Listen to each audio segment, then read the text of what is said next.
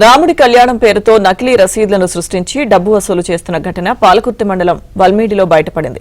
స్థానిక శ్రీ సీతారామచంద్ర స్వామి కళ్యాణానికి అధికారులు ఏర్పాట్లు చేస్తున్న సమయంలో నకిలీ రసీదు బుక్లతో కొంతమంది చందాలు వసూలు చేస్తున్నారు.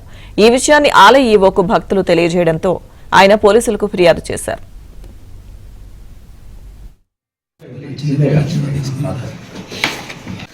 ఇక్కడ ఈవో గారు సర్టిఫై చేసినటువంటి డిపార్ట్మెంట్ వారు సర్టిఫై చేసినటువంటి సర్టిఫికేట్ కాపీ ఉంటుంది, సర్టిఫై చేసినటువంటి కాపీ ఉంటుంది.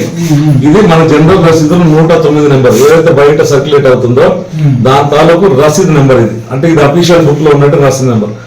చందాలు ఏవైతే ఉన్నాయో ఆ అమౌంట్ అంతా కూడా ఇందులో రాయడం జరుగుతుంది. మన అఫీషియల్ బుక్ కి నెంబరింగ్ ఉంటుంది. దాని మీద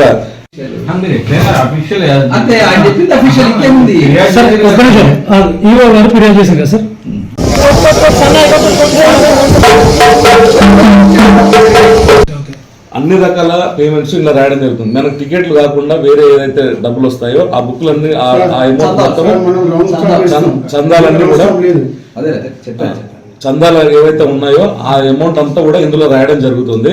మన అఫీషియల్ బుక్ కి నెంబరింగ్ ఉంటుంది. ఇది మన జనరల్ రసీదులు 109 నెంబర్ ఏదైతే బయట సర్క్యులేట్ అవుతుందో దాని తాలూకు రసీదు నెంబర్ ఇది. అంటే ఇది అఫీషియల్ బుక్ లో ఉన్నట్టు రసీదు నెంబర్.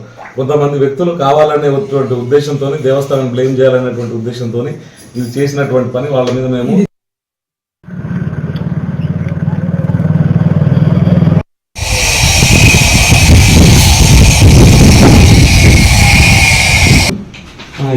General receipt